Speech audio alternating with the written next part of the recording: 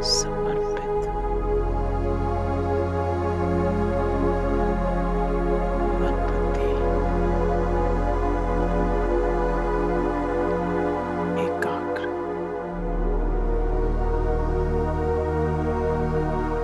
अपने आप को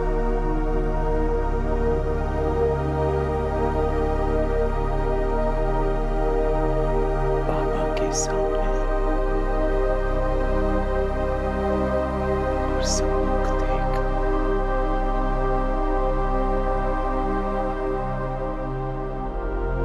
आज मेरा बाबा मुझे क्या कहता है।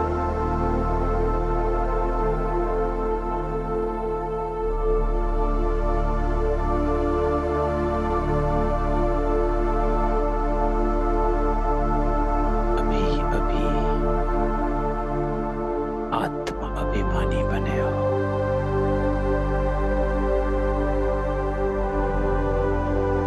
तो चले बाबा के सामने आज हमारा बाबा मुझसे क्या कह रहा है। ओम शांति, ओम शांति, ओम शांति। तो 11 नवंबर 2022 बाबा कहता है, मीठे बच्चे, मीठे बच्चे, बाप जो सदा सुख देते हैं, रोज पढ़ाते हैं, ज्ञान खजाना देते हैं, ऐसे बाप को तुम भूलो मत। श्रीमत पर सदा चलते रहो। तो आज बाबा सवेरे सवेरे हमको कहता है कि वो बाबा जो सदा सुख देता, तो बाबा सदा सुख कैसे देता। तो बाबा ने कल भी कहा था, हरि का द्वार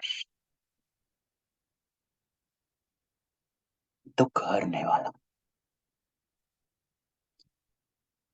सुख देने वाला। तो सुख बाबा देते हैं हमको हमारी पहचान देकर, बता कर कि बच्चे तुम कौन हो। फिर बाबा कहता है रोज पढ़ाते, ज्ञान खजाना देते हैं, ऐसे बाबा को तुम भूलो मत। तो उसके बाद बाबा कहता है श्रीमत पर सदा चलते। तो बाबा का भाव, कल बाबा ने कहा था बाबा को भूले मुरली मिस करते हो, मुरली मिस करी, ज्ञान मिस किया, ज्ञान मिस किया, धारणा मिस हो गई, धारणा मिस हो गई तो श्रीमत मिस हो गई, और श्रीमत मिस हो गई तो विक्रम बन गए। तो बाबा कहता है कि बाबा को भूलो मत, श्रीमत पर सदा चलते रहो। कि बाबा को भूलते हो तो श्रीमत भूल जाते हो। प्रश्न, तो आज का प्रश्न है, बाप की जादूगरी कौन सी है जो मनुष्य नहीं कर सकता।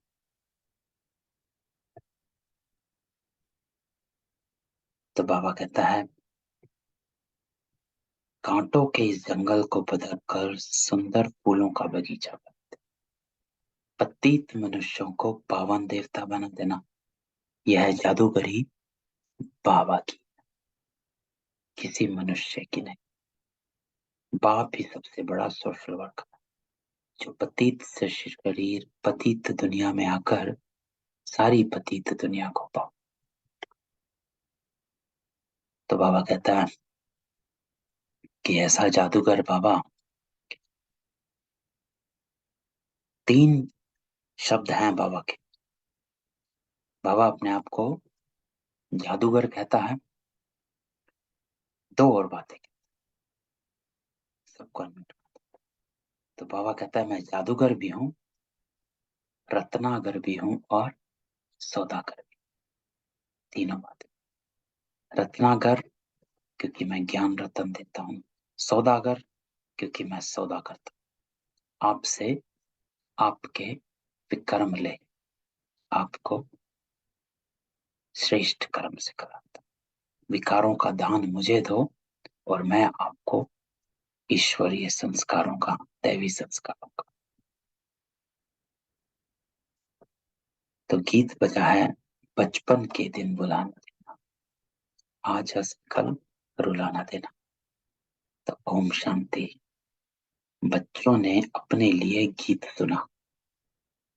तो बाबा गीत बजाकर कहते हैं कि बच्चों ने अपने लिए गीत सुना कि बचपन के दिन बुलाना।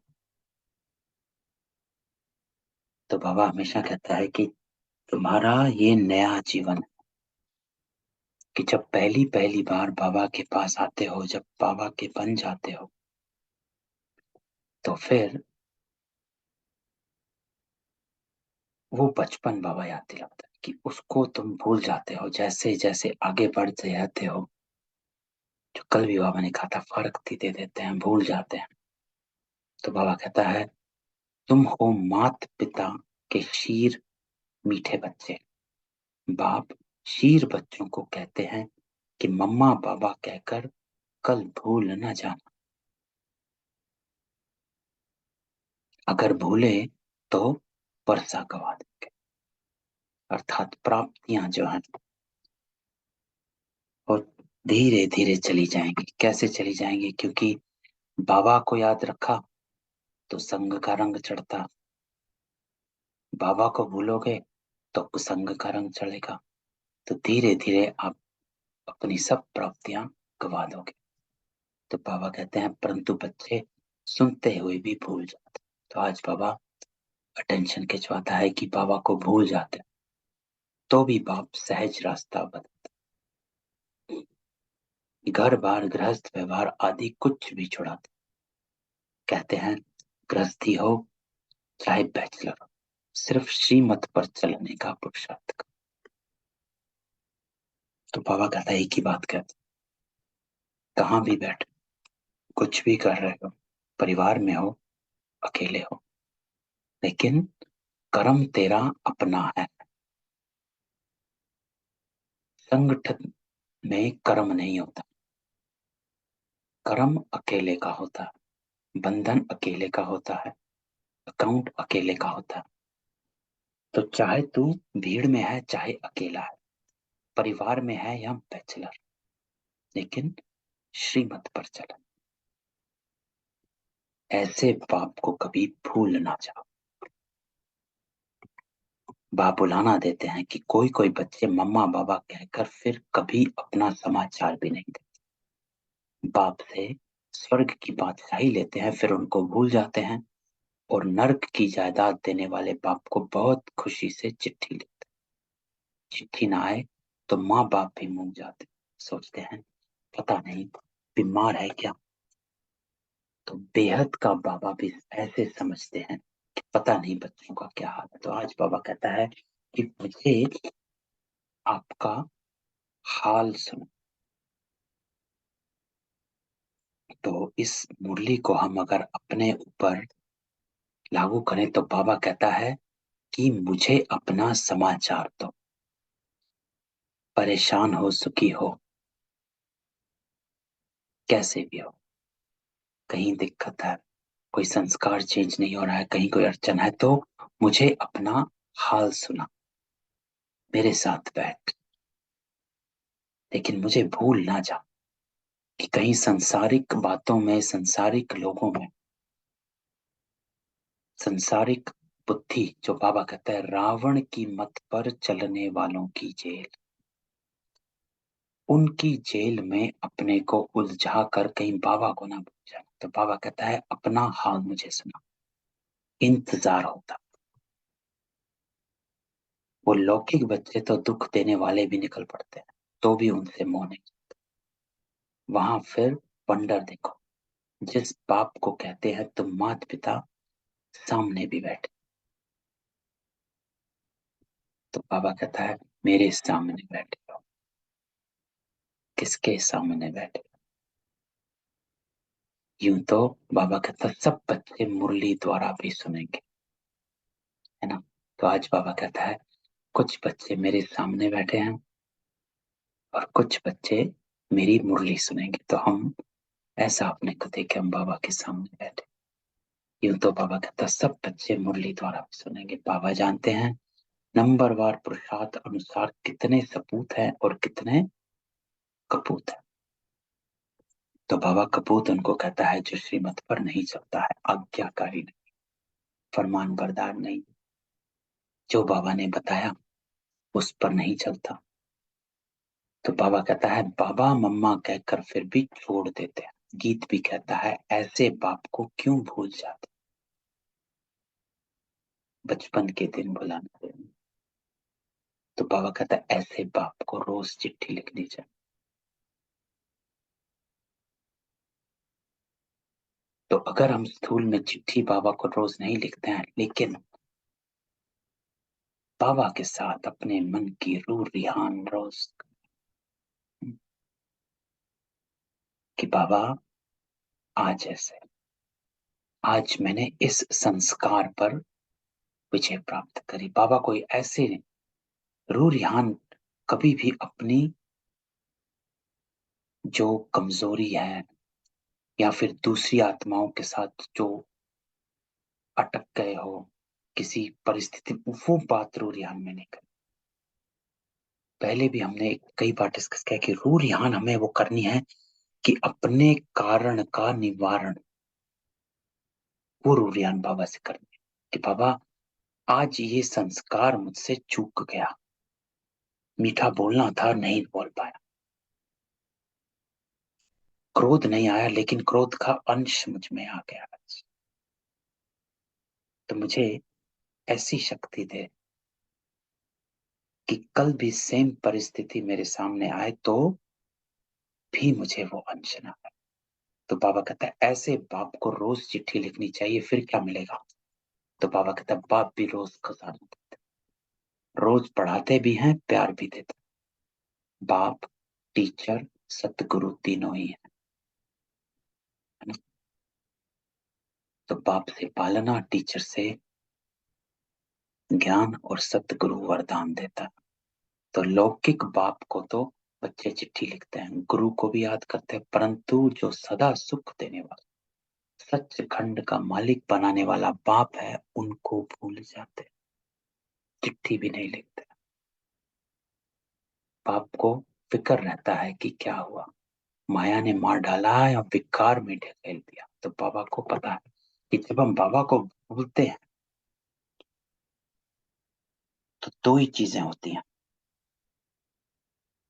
एक या तो माया ने मार डाला, दूसरा यहाँ विकार में डूब गए। तो हम बाबा को भूल जाते हैं, उलझ जाते हैं संसार में लौकिक में। तो बाबा कहता है एक बार मुझे याद करके दे।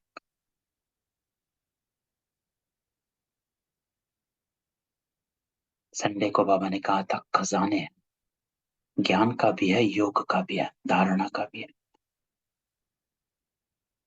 और ज्ञान का खजाना है, उसकी प्राप्ति का आधार है अनुभव करना। जितना अनुभव करेंगे उतना आपको खजाना आपको मिला है कि नहीं मिला है। एक लाइन बाबा ने कहा था कि प्राप्ति का जो आधार है वो है अनुभव की अथॉरिटी।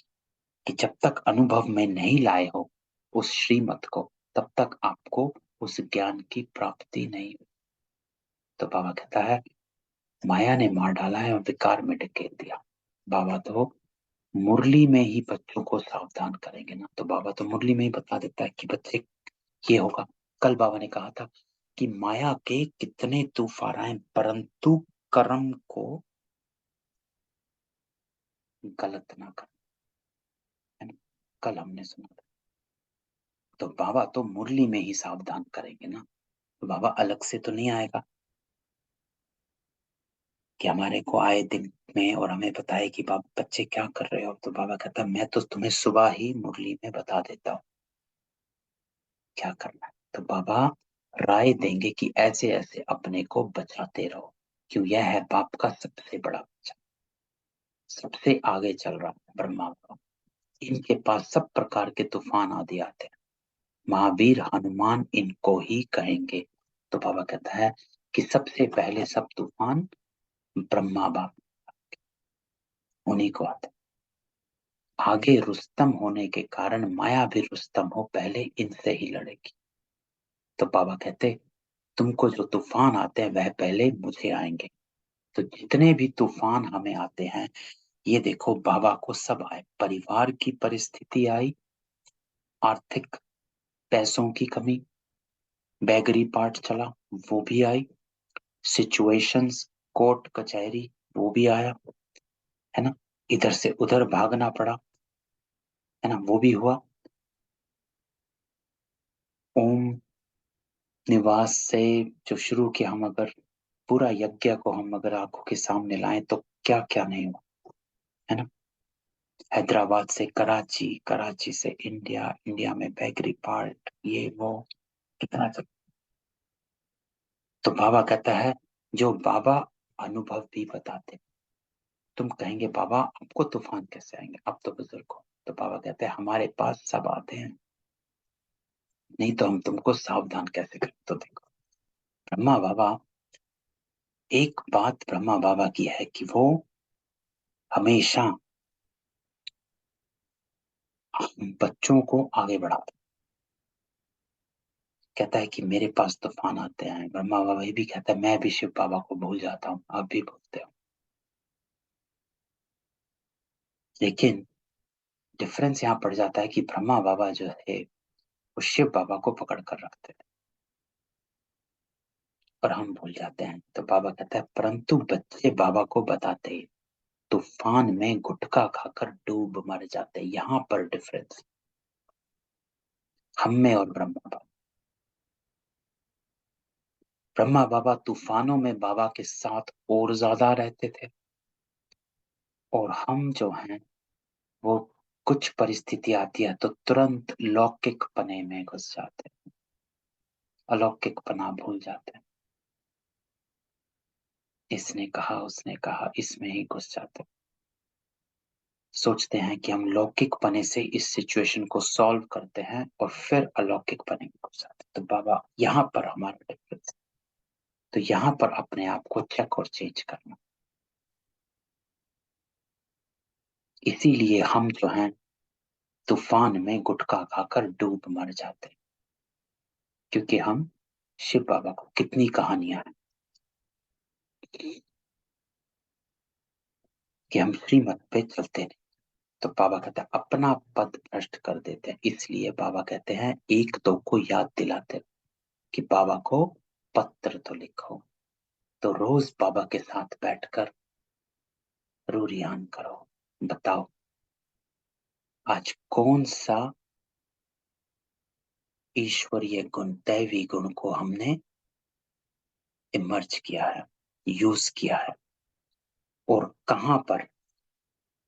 ये नहीं कि दूसरे ने कुछ गलती करी, लेकिन आज भी बाबा मुझे वो बात फील कर गई, इसका मतलब मेरी आत्मा में शक्ति की कमी है। तो बाबा के साथ बैठकर उसको करो, क्योंकि बाबा कहता है बाबा को पत्र लिखोगे तो बाबा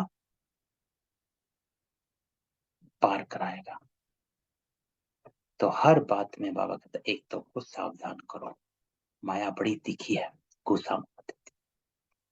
दूसरा पैरा, तो बाबा कहते हैं तुम बच्चे सारी दुनिया के सच्चे सोशल, वे हद के सोशल वर्कर हद की सेवा करते हैं। यह बाप तो सारी दुनिया का सोशल वर्कर, सारी पतित दुनिया को पावन बनाना बाबा के ऊपर। बाबा को ही बुलाते हैं, ऐसे बाबा को बाप कह फिर बच्चे भूल जाते। यह गीत भी कोई का टच किया हुआ है। तो बाबा हम बार बार आज इस बात को बोल रहे हैं कि बच्चे बाबा को भूल जाते हैं, अर्थात मैंने क्या कहा था वो भूल जाते हैं, मेरी श्रीमत को भूल जाते हैं। आज बाबा ने कहा था बच्चे मीठा बोलना है। सबसे पहली लाइन बाबा ने कही है कि बाबा के मीठे बच्चे। मीठा अर्थात मीठा बोलना, मीठा व्यवहार, है ना। तो जैसे कोई कोई शास्त्र भी अच्छे बने हुए हैं जो मनुष्य अपने पास रखते हैं, यहाँ तो शास्त्र चित्र आदि कुछ भी नहीं, ये चित्र भी अपने ही बने। वह सब चित्र हैं संशय बुद्धि बनाने वाले, ये चित्र हैं निश्चय बुद्धि बनाने।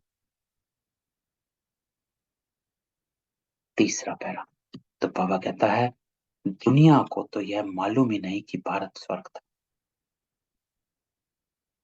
भारत का कितना मान है, यहाँ ही शिव बाबा आते।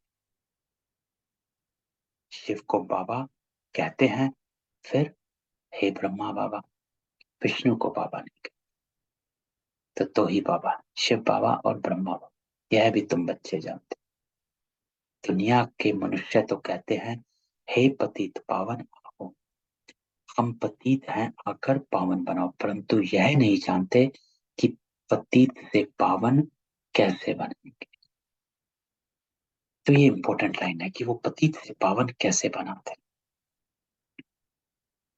और ये बाबा कहता है ये सिर्फ आप बच्चे ही जानते हैं कि वो हमको श्रीमत देते हैं और हमको सत्य कर्म करना सिखलाता है।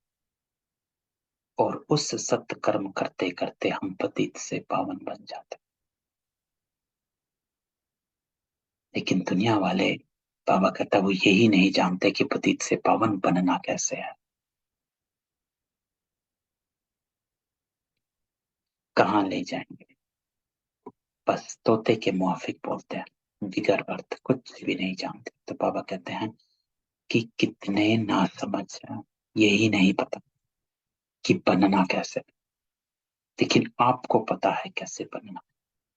तो आप में और अन्य आत्माओं में अंतर है। इसलिए बाबा कहता है पता होने के बाद भी, ज्ञान में आने के बाद भी अगर गलत किया तो 100 गुना दंड पड़ता। क्यों? क्योंकि बाबा कहता है पता होने के बावजूद भी किया। तो बाबा कहता है अरे गॉड फादर कहते हो, फादर माना प्रॉपर्टी, और किसको फादर नहीं कहा जाता? विष्णु और शंकर को भी फादर नहीं कह सकते, तो और किसी को कैसे कहे?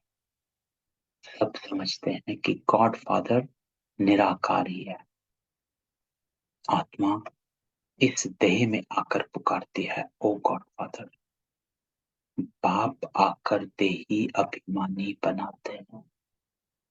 तो कल की मुरली में 2 लाइनें थी।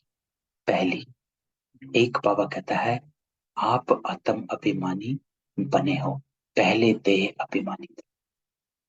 बाबा आज भी कहता है कि बाप आकर देही अभिमानी बनाते हैं। तो हमें कहना है कि मैं बनना इतना देही अभिमानी बना। तो अपने आप से पूछना, बार बार हमारी यही प्रैक्टिस में कमी पड़ जाती है कि मैं देही अभिमानी। हम बहुत विस्तार में चले जाते हैं ज्ञान के कि नहीं ये नहीं करना चाहिए, वो नहीं करना चाहिए, इसको करने के लिए क्या श्रीमत कही है बाबा ने,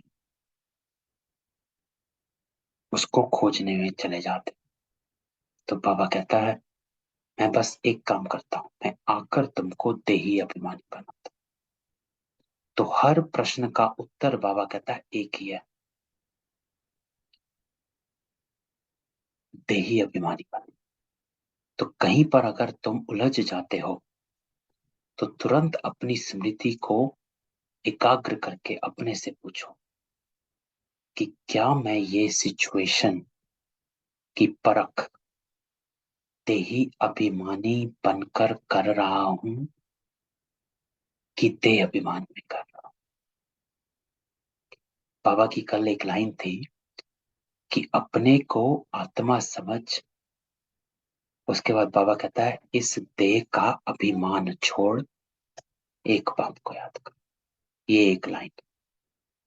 अपने को आत्मा समझ, इस देह का अभिमान छोड़। तो ये लाइन हमें कहीं भी सिचुएशन, कहीं भी अटक जाते हैं, कभी हमें लगता है कि क्या करना चाहिए क्या नहीं करना चाहिए, तो बस अपने को पॉज देकर पूछो कि क्या मैं देही अभिमान। तो बाबा कहता है तुम बाप को कहते हो बाबा हमको पावन बनाओ और पावन दुनिया में ले चलो। शिव बाबा आते हैं भारत में पवित्र प्रवृत्ति में। चौथा पैर। बाबा कहता है तुम प्रवृत्ति मार्ग वाले पावन थे। अब बाबा हमारे को फ्लैशबैक में लेकर जाते। तो अपने आप को पूरे सृष्टि चक्र में एक आत्मिक रूप में देखो। इस शरीर से निकल जाओ, देह को छोड़ो, संबंध छोड़ो, घर छोड़ो, सब छोड़ो। अभी अपने आप को एक आत्मिक रूप में देखो और इस आत्मा की अपनी यात्रा को देखो। कहाँ आई, कब आई, कैसे आई और कैसे सृष्टि चक्र में वो भिन्न भिन्न युगों में आई। तो बाबा कहता है तुम प्रवृत्ति मार्ग वाले पावन थे। ऐसा अपने आप को देखो। तुम ही चाहते हो हम पावन बने। तो इस लाइन के पीछे राज बाबा कहता है कि क्यों तुम यहां बैठे हो, क्योंकि तुम ही थे, नहीं तो यहां नहीं बैठे होते। बाकी आत्माओं की तरह आप भी इस ज्ञान को छोड़ चुके होते। यहाँ ये ज्ञान आपको मिलता ही नहीं। ये ज्ञान सबको नहीं मिलता। ये चाहना जो है हम पावन बने, तो बाबा क्योंकि तुम प्रवृत्ति मार्ग वाले पावन थे, स्वर्ग को याद करते हो। तो आपने देखा है कुछ आत्माएं स्वर्ग को मानती ही नहीं। क्यों? उनको याद ही नहीं है। आपकी आत्मा को याद है, इसलिए वो खींच है जो यहाँ बैठ जाता है। ये आपकी आत्मा की खींच है, क्योंकि आपकी आत्मा को स्वर्ग की याद है। स्वर्ग की याद है, इसलिए पावन बनने की इच्छा है। तो वैकुंठ कहने से कृष्ण याद आता है। ये नहीं समझते कि प्रवृत्ति मार्ग के महाराजा महारानी लक्ष्मी नारायण को याद करें। अब मनुष्य चाहते हैं शांति। ये सारी दुनिया का क्वेश्चन, उसकी जवाबदारी बाबा के ऊपर। जब भारत नर्क हो जाता है तो उसको स्वर्ग बनाने बाप भी आते। नर्क फिर कौन बनाते और कब बनाते, यह कोई नहीं जानता। बाबा कहते हैं मैं तुमको स्वर्गवासी बनाता, स्वीट वर्ल्ड में ले जाए, फिर तुमको स्वीट बादशाही में भेज देंगे। ऐसे बाबा से तो रात दिन पढ़कर पूरा वर्षा लेना चाहिए। वास्तव में रात दिन कोई पढ़ाया नहीं जाता। बाबा कहते हैं सवेरे और रात को 1 घंटा रेगुलर पढ़ा। सवेरे और रात, है ना? तो शाम का 9वां शाम योग, सुबह और शाम को 1 घंटा रेगुलर पढ़ो। और योग क्या है? बाबा के याद में बैठ जाना। जिस संकल्प में, जिस चेतना में बाबा की याद समाई हो, वही ये योग है। तो बाबा कहता है सवेरे का समय तो सबको मिलता है, 1 सेकंड की बात है। सिर्फ बाबा और वर्षे को याद करना है। फिर भी तुम भूल जाते। फिर कहते हो बाबा हम क्या करें? याद भी बड़ी सहज है।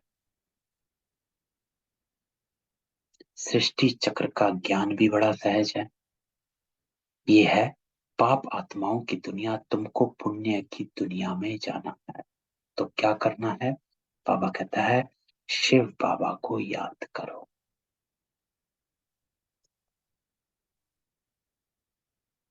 तो बाबा को याद करना अर्थात उन गुणों को इमर्ज करना। मेरी याद यथार्थ है कि नहीं है, उसका अर्थ यही है कि मुझ में ईश्वरीय गुण इमर्ज रहे।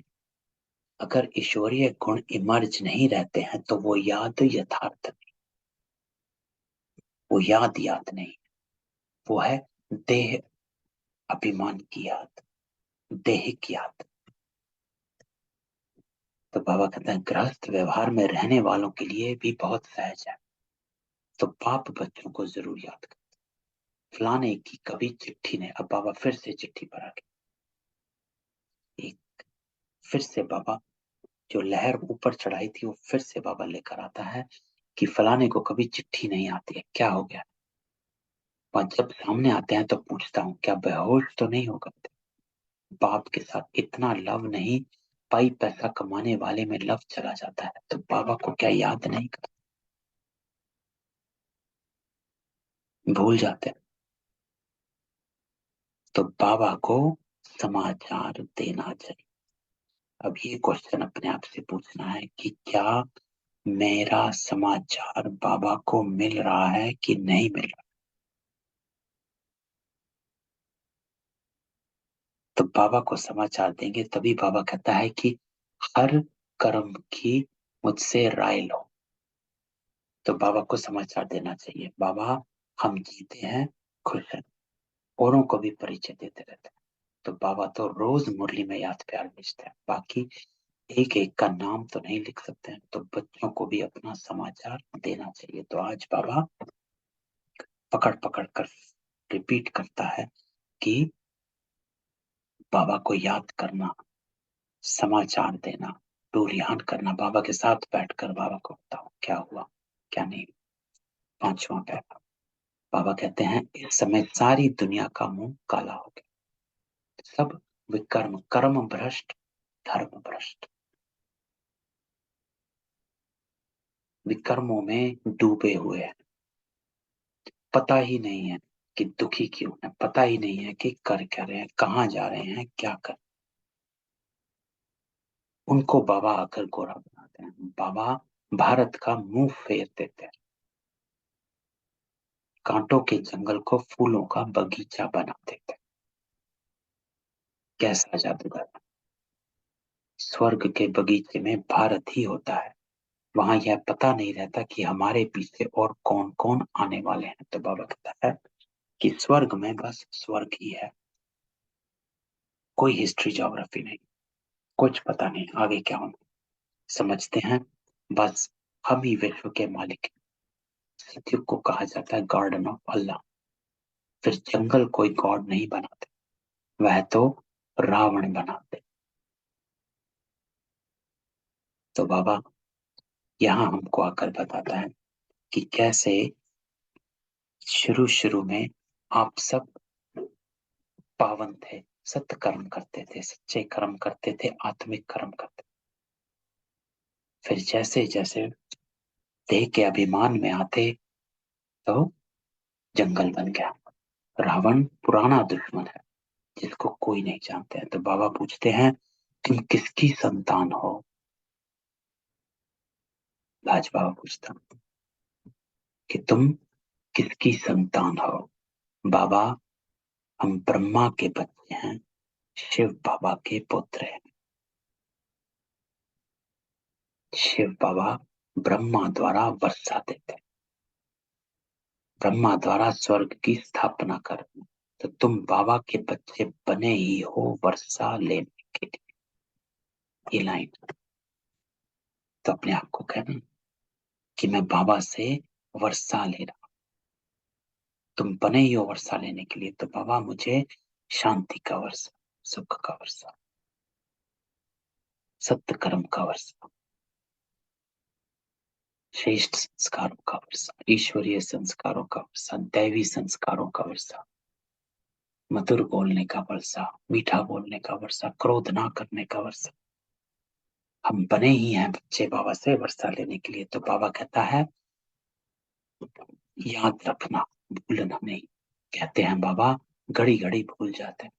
अरे तुमको जो नरकवासी बनाते हैं उनको याद करते हो और स्वर्गवासी बनाने वाले बाबा को भूल जाते हो। क्योंकि बाबा कहता है मेरे को अगर भूले इसका अर्थ है कहीं ना कहीं अटकी हुई है बुद्धि। तो चेक। तो बाप को नहीं भूलेंगे तो वर्षा को भी नहीं। ये होती है जो हम कहते हैं कि बाबा को याद करना अर्थात क्या है। बाबा को याद किया अर्थात अपने संस्कारों को इमर्ज किया। इस लाइन में वो राज, इस लाइन के पीछे वो भाव है कि बाप को नहीं भूलेंगे तो वर्षे को भी नहीं। इस समय तो बाबा हाजिर नाजिर है। कहते भी हैं हाजिरा हजूर, वह भी गुप्त। ऐसे नहीं कहेंगे कि हम उनको देखते हैं। आत्मा गुप्त तो बाप भी गुप्त, आप भी गुप्त हो, बाबा भी गुप्त है। एक मुरली में बाबा ने कहा था कि जैसे बाबा साधारण तन में आकर ये ज्ञान देता है, पावन बनाता है, ऐसे ही आप भी अपने को सोचो कि मैं श्रेष्ठ आत्मा इस साधारण तन में हूं अभी, लेकिन श्रेष्ठ हूं। और श्रेष्ठ बन सृष्टि को श्रेष्ठ बनाने का कर्म कर। क्योंकि आप भी गुप्त हो और बाबा भी गुप्त है। आत्मा शरीर में आकर बोलती है मुझे भी शरीर चाहिए, नहीं तो आऊं कैसे। गर्भ में आऊं तो गर्भ जेल में आना पड़े। मैं गर्भ जेल में क्यों आऊं? मैंने कौन सा गुनाह किया? गर्भ महल तो होता है स्वर्ग में। तो हम स्वर्ग में आकर क्या करेंगे? तो शिव बाबा बोलता है कि मैं जन्म नहीं लेता हूं, अवतरण लेता हूं।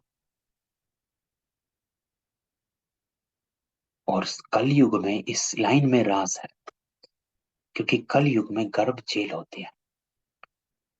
तो बाबा गर्भ जेल में क्यों आए? बाबा कहता है मैं क्यों आऊं? क्योंकि मैंने कोई गुनाह नहीं किया। अब गर्भ महल तो स्वर्ग में होता है, लेकिन मैं स्वर्ग में तो आता ही नहीं हूं। इसीलिए मुझे परकाया प्रवेश करना, इसलिए मेरा अवतरण होता, इसलिए मैं गर्भ में नहीं आता, मैं साधारण बूढ़े के तन में आता। हम्म, तो राज। तो बाबा कहता है स्वर्ग का मालिक तो तुम बच्चों को ही बनाता हूं। यहाँ सम्मुख बैठकर सुनने से सबको मजा आता है ना। यहाँ से बाहर जाने से सब कुछ भूल जाते हैं। अब ये बाबा बात हमेशा कहता है कि यहाँ पर हम सबको याद रहता है, लेकिन जैसे ही मुरली खत्म हुई, 2-3 घंटे हुए, धीरे धीरे हमारे पर लौकिक पने की परत, लेयर्स चढ़नी शुरू हो जाती। क्यों ही संसारिक कामों में बिजी हुए, वो लेयर्स चलने शुरू हो गई। इसीलिए उसके लिए बाबा हमेशा कहता है कि दिन में घंटे, हर घंटे में 1-2 मिनट याद कर, ताकि वो जो लौकिक पने की लेयर्स हैं, विकारी आत्माओं की जो लेयर्स हैं, वो आप पर चढ़ ना सके। इसीलिए वो अभ्यास जरूरी है।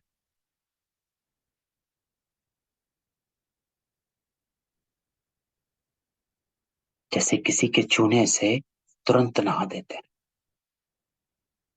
आप किसी पंडित को देखें या जो वैष्णव होते हैं, शुद्ध वैष्णव, कोई छू, कहीं कुछ गलत टच हो गया, तुरंत नहा कर आएंगे। तो वो उन्होंने वो स्थूल नहाना बना लिया। यहाँ पर बाबा कहता है कि आप हर घंटे में मुझे 1-2 मिनट याद करने बैठ जाए, ताकि आप पर ये लेयर्स ना चढ़ गए, है ना। तो बाहर जाने से भूलना नहीं है। तो 21 जन्मों की राजाई लेना और साधारण प्रजा में पद पाना फर्क तो। ढील लोग रोटला खाते हैं, साहूकार माल खाते हैं, फर्क है मर्तबे का, परंतु दुखी तो दोनों ही होते हैं। स्वर्ग में फिर सब सुखी होते हैं, परंतु मर्तबा नंबर 1। तो हमको करना क्या है? तो बाबा कहता है पुरुषार्थ करके ऊंच पद पाना है, मम्मा बाबा को फॉलो करना।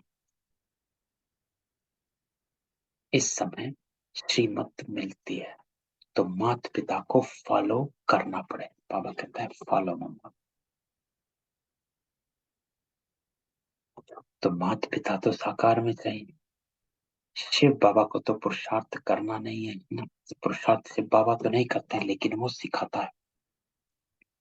तो शिव बाबा बताता है करना क्या है, और ब्रह्मा बाबा और मम्मा बताते हैं करना कैसे है। दोनों जरूरी है। क्या है वो भी जानना जरूरी है, और कैसे करना वो भी जानना। तो कैसे के लिए बाबा कहता है फॉलो करो।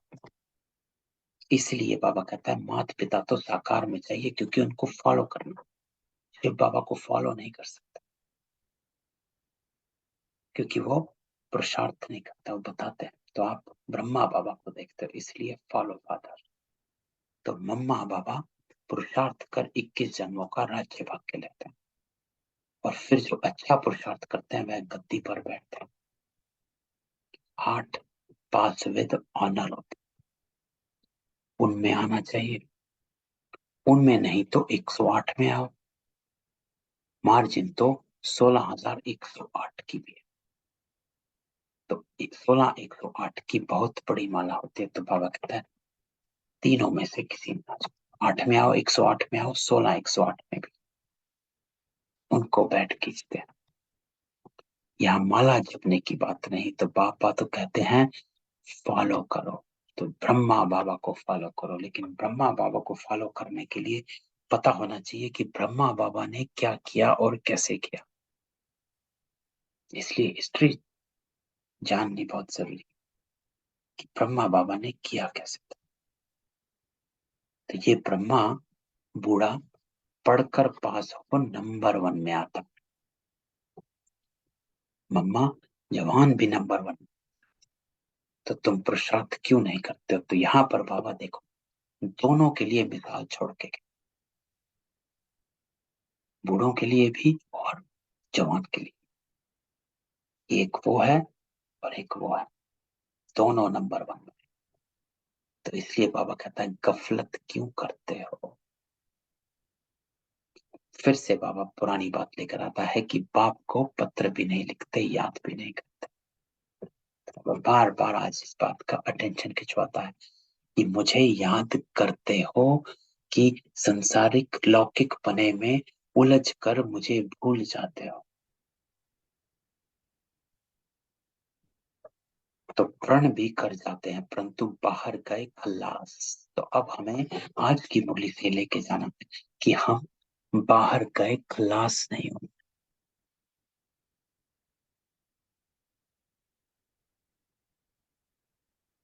याद रखना है।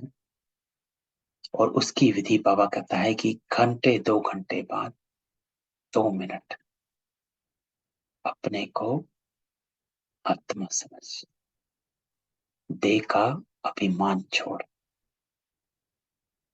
और बाबा को याद कर। जो बाबा की ड्रिल है, शरीर को देखते हुए भी, अशरीरी भाव जो हो रहा है उसको देखते हुए भी, जो परिवार में चल रहा है उसको देखते हुए भी, जो आपकी लाइफ में चल रहा है उसको देखते हुए भी, ऑफिस में चल रहा है उसको देखते हुए भी,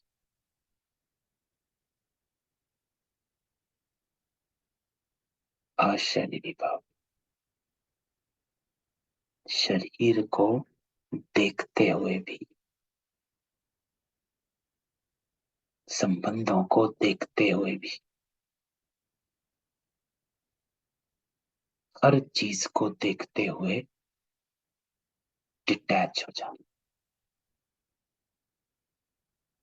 और हठ योग नहीं, यहाँ बाबा हमारे को तरीका सिखाता है कि समझ से अपने को डिटैच करो, हट से नहीं करो।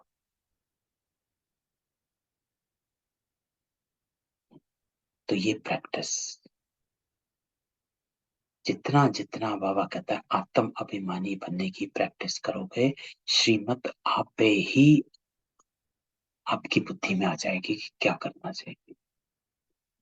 तो बाबा कहता है हम कह भी देते हैं तुम बाहर जाने से भूल जाएंगे, कहते हैं बाबा हम नहीं भूलेंगे, फिर भूल जाते हैं, वंडर है। तो बाबा कहता है भूल जाते हैं। यह है बिल्कुल नई पढ़ाई जो कोई शास्त्र में नहीं, कोई समझ नहीं सकता है। अब बाबा ने दृष्टि दी है इस अंतिम जन्म में। बाबा सुनाते हैं हम गीता भी पढ़ते थे। अब ये ब्रह्मा बाबा है। ब्रह्मा बाबा सुनाते हैं कि हम गीता भी पढ़ते थे, नारायण का भी पूजन करते थे, वृत्ति पर भी नारायण का चित्र करते थे। हिस्ट्री सुनो। तो बाबा ब्रह्मा बाबा जो थे उनको बचपन से नारायण का बड़ा पॉकेट में नारायण का चित्र, सोते भी थे जब ब्रह्मा बाबा तो उनके सिराने के नीचे नारायण का चित्र होता था। हर जगह नारायण का चित्र। लक्ष्मी को कैसे मुक्त कर दिया, ये तो कहानी सबको पता है कि एक जो चित्र है जिसमें लक्ष्मी नारायण के पांव दबा रही है। तो बाबा ने उस चित्रकार को कहा कि ये चित्र ऐसे ही बनाना है लेकिन लक्ष्मी को यहाँ से हटा दो, क्योंकि लक्ष्मी क्यों नारायण के पांव दबाएगी। तो दुनिया वालों से बड़ा युक्ति से चलना पड़ता। तुम भी गुप्त रीति बाबा का परिचय देते रहो कि पाप और वर्षे को याद करो। तो गुप्त रीति परिचय कैसे देंगे, अपने भाव से, भावनाओं से, व्यवहार से।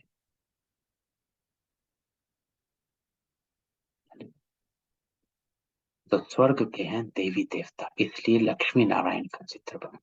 पहले त्रिमूर्ति नहीं डाला था क्योंकि ब्रह्मा को देख बिगड़ जाते, परंतु ब्रह्मा बगैर काम कैसे बीके, बाप को नहीं देखेंगे तो काम कैसे। पापा कहते हैं गीता में लिखा हुआ है मन मना भव मत्याजी भव,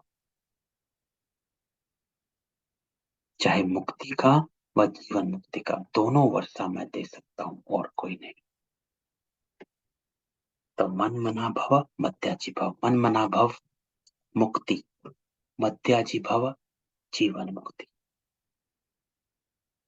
क्योंकि अगर मध्याजी भव बनोगे तभी स्वर्ग में आओगे, जब तक दैवी संस्कार नहीं आएंगे तब तक स्वर्ग में नहीं आ पाएंगे।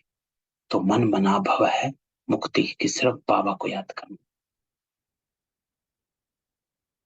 तो अगर सिर्फ बाबा को याद करते हो और अपने संस्कारों को नहीं सुधार रहे हो, नहीं सुधर पा रहा है, तो इसका अर्थ है मध्याजी भव नहीं बने, जीवन मुक्ति में नहीं आ सकते। मन मना भव से सिर्फ मुक्ति में जा सकते। बहुत समझने की बात है। अमृत वेले उठकर विचार सागर मंथन करना है जरूर, है ना। तो ये इम्पोर्टेंट। तो सुबह सुबह अमृत वेले हम इमर्ज करें इन ज्ञान के पॉइंट्स को और अपने ऊपर। दिन में बाबा कहता है भल काम करो, परंतु अमृत वेले 4 से 5 बजे तक बैठकर याद करो तो बहुत सुख मिलेगा। बाबा स्वीट होम से हम बच्चों को पढ़ाने आते हैं, फिर चले जाते हैं। कहते हैं मुझे याद करो तो खाद निकलेगी। तो जब सच्चा सोना बन जाएंगे तब पास विद ऑनर होंगे। तो बाबा को याद करते हैं तो खाद निकलती है। खाद जो आत्मा, सत्युग में बाबा कहता है सच्चे सोने थे, फिर क्या हुआ, त्रेता में सिल्वर की लेयर, द्वापर में ब्रॉन्ज की लेयर और कल युग में आयरन की लेयर। ये लेयर्स पे लेयर चढ़ती गई और बाबा को याद करते करते हम ये लेयर्स उतार रहे हैं। तमो प्रधान से रजो प्रधान से, रजो से सतो प्रधान बन जाएंगे। अगर ऊंच पद पाना है तो पुरुषार्थ से क्या नहीं हो सकता। बाबा फिर कहते इस ईश्वरीय बचपन को नहीं भूलना। ऐसे बाप को घड़ी घड़ी याद करना चाहिए। याद से तुम कंचन बनते हैं। आज मीठे मीठे खिलते बच्चों प्रति माता पिता बाप दादा का याद प्यार और गुड मॉर्निंग। रूहानी बाप की रूहानी बच्चों को नमस्ते।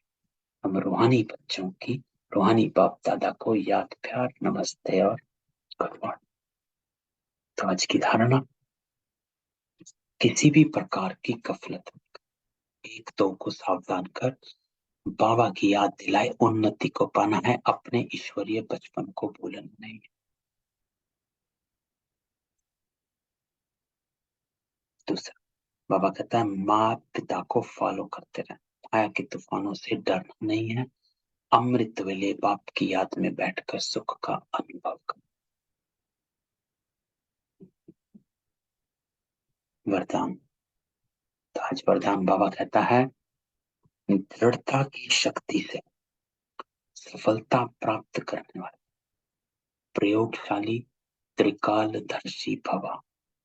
तो बाबा आज हम सब बच्चों को प्रयोगशाली त्रिकालदर्शी भव का वरदान देता।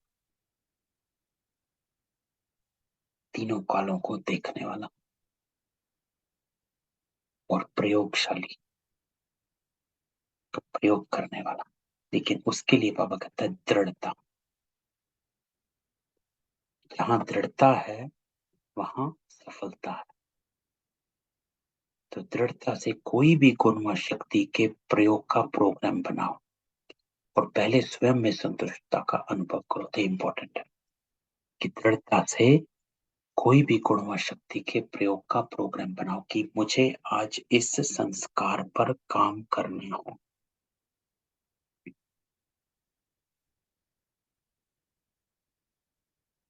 उसके बाद बाबा कहता है पहले स्वयं में संतुष्टता का अनुभव करो, क्योंकि पहले जब हम अपने आप से उस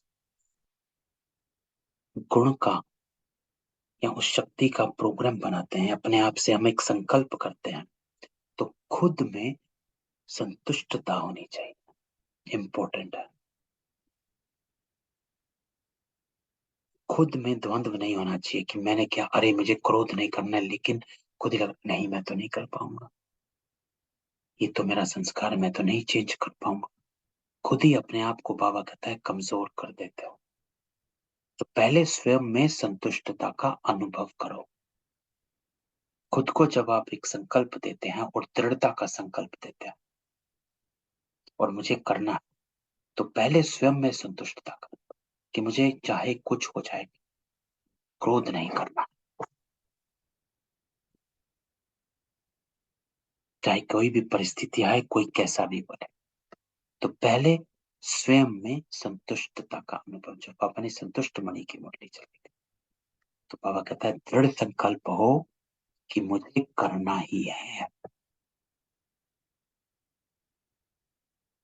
दूसरों के अलबेलेपन का प्रभाव नहीं पड़ना चाहिए। यहाँ बाबा कहता है इसको कहते हैं संतुष्टता का अनुभव करो, कि खुद पहले कंटेंट हो जाओ कि वाह आज तो मैं इस पर कर्म करूंगी, ये आज मुझे इस संस्कार पर काम करना, ये चेंज कर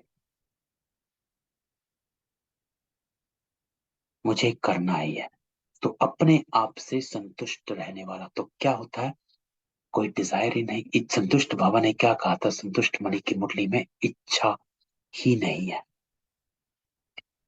कि कोई गलत बोले, कड़वा बोले, व्यवहार गलत करे, कोई फर्क नहीं, क्योंकि मेरी इच्छा ही नहीं है कि वो मुझसे सही बोलेगा। एक्सपेक्टेशंस, तो अपनी एक्सपेक्टेशंस को बाबा कहता है मिनिमाइज कर डालो। उससे क्या होगा, स्वयं में संतुष्ट पहले ही हो जाएंगे। जब पहले स्वयं में संतुष्ट हो जाएंगे तो दूसरों के अलबेलेपन का प्रभाव ही नहीं पड़ेगा। फिर बाबा कहता है त्रिकालदर्शीपन की स्थिति के आसन पर बैठकर जैसा समय वैसी विधि से पहले स्वयं सिद्धि स्वरूप बन। त्रिकालदर्शीपन की स्थिति के आसन पर बैठ। तो त्रिकालदर्शीपन की स्थिति का आसन क्या? कि तीनों कालों में अपने आप को देखो।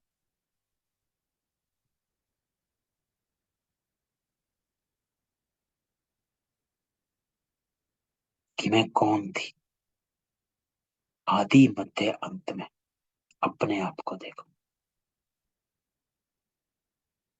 फिर बाबा कहता है जैसा समय वैसी विधि से पहले स्वयं सिद्धि स्वरूप बनो। तो यहाँ बाबा हमेशा कहता है कि कर्म को सफल करने के लिए समय देखना है, वातावरण देखना है, वायुमंडल देखना है, सामने वाली आत्मा को देखना है, और जैसा है वैसे पहले स्वयं सिद्धि स्वरूप बनो। तब प्रयोगशाली आत्माओं का पावरफुल संगठन तैयार होगा और उस संगठन की किरणें बहुत कार्य करके दिखाएंगी। तो ये जो लाइन है लास्ट वाली कि पहले सिद्धि स्वरूप बनो, जैसा समय वैसी विधि से, तो अपने आप को पहले इस पावरफुल स्थिति में स्थित करो।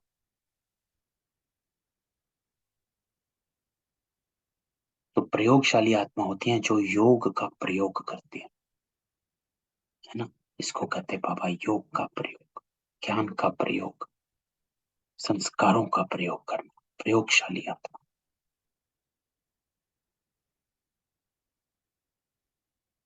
तो इस संगठन की किरणें बहुत कार्य करके दे। तो बाबा कहता है जहां पर आपकी दृढ़ता होगी वहां पर किसी और का प्रभाव पड़ ही नहीं सकता। ये बाबा ने संतुष्ट मणि की मुरली में कितनी स्पष्टता से बताया कि कैसे हम दूसरों के प्रभाव से बच सकते हैं अपने आप को। स्लोगन, सर की दुआएं प्राप्त करने वाली ही संतुष्ट मणि है। तो ओम शांति। तो ये थी आज की बाबा की मुरली। तो आज बाबा पूरी मुरली में एक बात बार बार दोहराता है कि मुझे भूलो मत। अर्थात कोई भी बात है, कुछ भी हो रहा, मेरे साथ 2 घड़ी बैठकर मुझे अपना समाचार दे दे, मुझे बता दे, तो बाबा तेरे को राय दे देगा। कोई ना कोई श्रीमत बाबा आपको बता देगा कि क्या करना, क्या नहीं करना। बाबा तुझको बचाएगा। तो बाबा कहता है बाबा राय देंगे कि ऐसे ऐसे अपने को बचाते रहो, है ना। तो ये बात आज की मुरली से लेकर जानी कि हमें, जो बाबा कहता है कि बाहर गए और उड़ गया, ऐसे नहीं। हमें सारा दिन में 1 घंटे में 2 मिनट, 1 मिनट, जो अशरीरी ड्रिल बाबा ने करवाई थी बाबा मिलन की मुरली में, उस ड्रिल को कर लो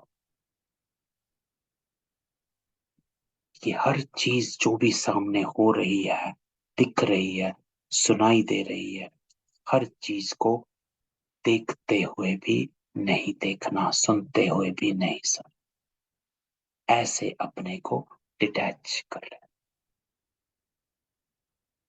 ठीक है। तो ओम शांति।